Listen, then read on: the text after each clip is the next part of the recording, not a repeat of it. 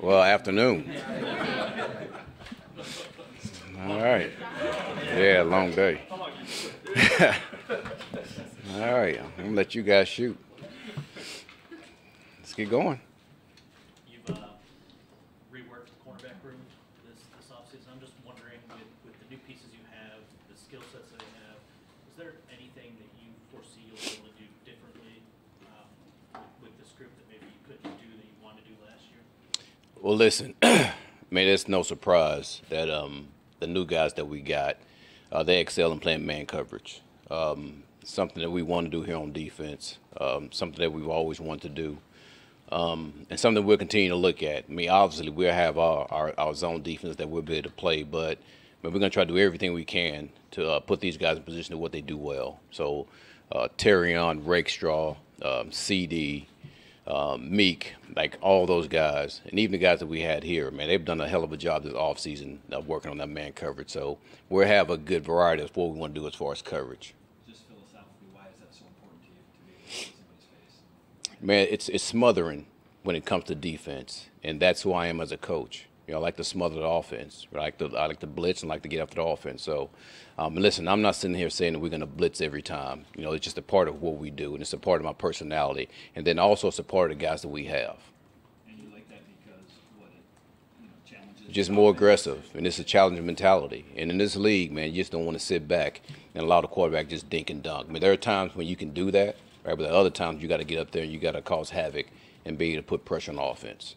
We also said players take that huge leap from year one to year two. I'm just curious when it comes to Jack. We saw him make such gains there towards the end of the season. Yeah. Just your expectations for him and how important of a role that he'll play in defense in year two. Let me tell you, first off, he's a man.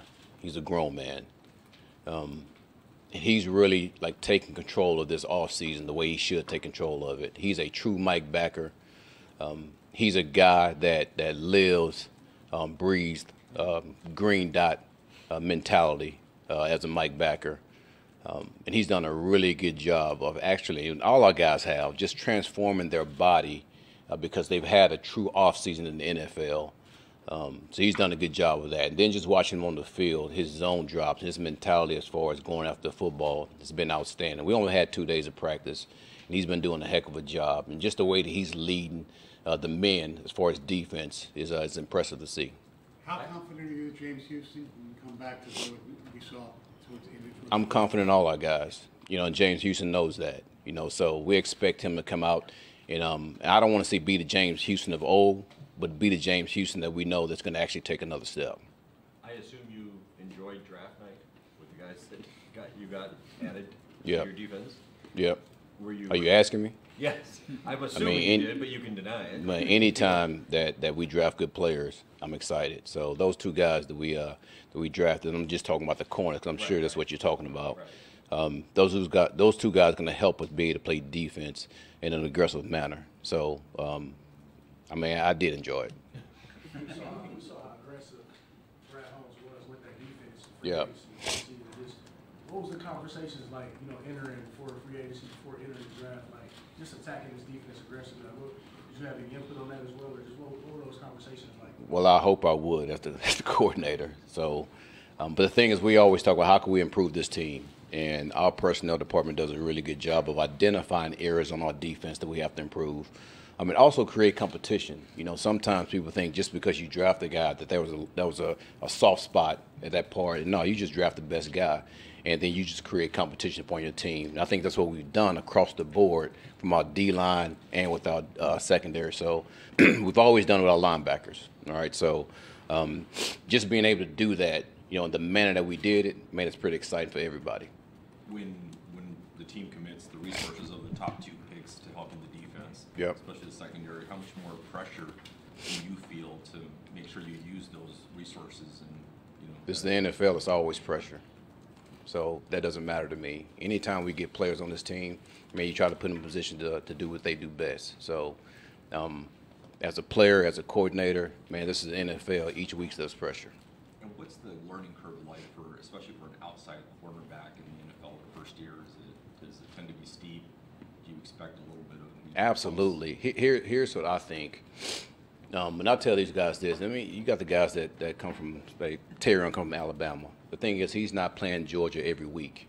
You know, once you get into the NFL, you're playing a top-notch player every week, and he has to understand that. So there's no weeks off. You know, you're not playing back state now.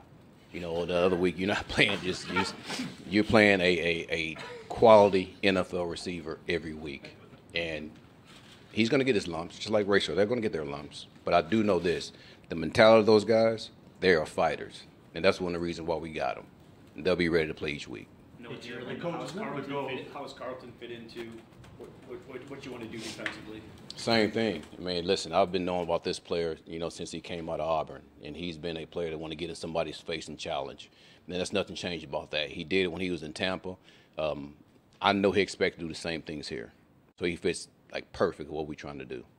Hey, Coach, I want to go to get the sack numbers of this year, and in relationship to that, from a coaching standpoint, is high sack number that important to good defense, or is that it doesn't necessarily correlate sometimes? Well, listen, everybody wants sacks. And listen, we have a guy that's going to do a heck of a job, no matter what the situation is. And I'm talking about Hutch. He's going to get his numbers just because of who he is. The thing that we want to make sure we do is make sure we try to make sure we get other guys to get those numbers too. I feel like we have one of the best, if not the best, D-line coach in the league. He's going to do a hell of a job being able to help the technique part of how you're able to do that. So, listen, we all want sacks, and you're right. I mean, sacks doesn't really just state exactly like how good you are as a defense. You look at Hutch, I think he was up there as far as pressures. You know, the thing is we want to make sure those pressures turn into sacks for him. We want to do that across the board with everybody that we have. So there's going to be some guys going to have to step up in that area. Dan just said the same thing about the DL coach, one of the best in the league, if not the best in the league. Yeah. What makes him stand out? Listen, the technique, the way that he goes about coaching, he's very, very confident in his intelligence about the position, too. And listen, I've been around a couple of good ones.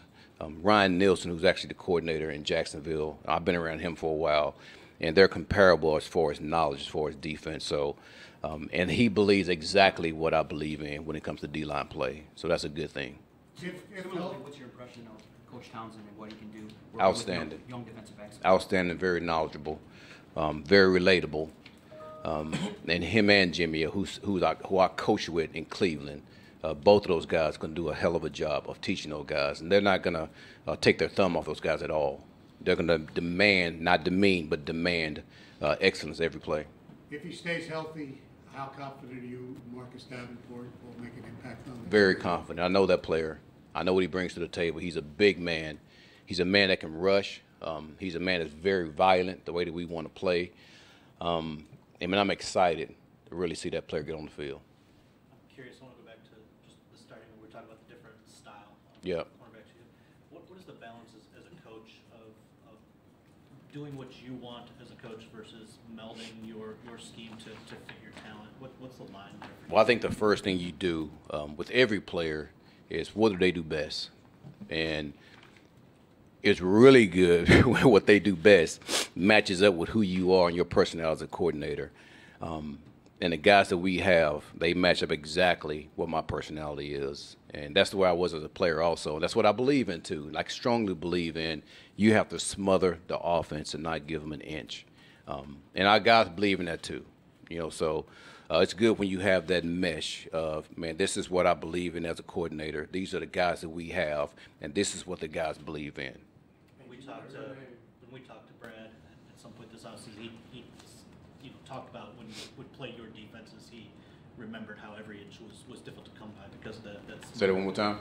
Brad, when we talked to Brad Holmes, Yeah. he talked about just when his teams would play your teams, that philosophy was apparent, just Yeah. the smothering nature of it.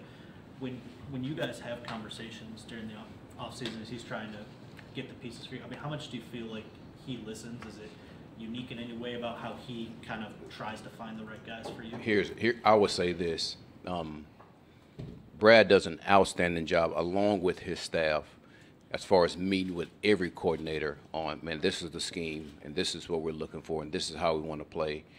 Here's what I do know from being around this league in a long time. You're not going to get everything you want every single time. It just doesn't happen that way. It's a pipe dream. So sometimes people on the outside think that you can do that, but you can't. So the thing as a coach, you have to be able to Like, what do you have, and how do you adjust your scheme to what you have?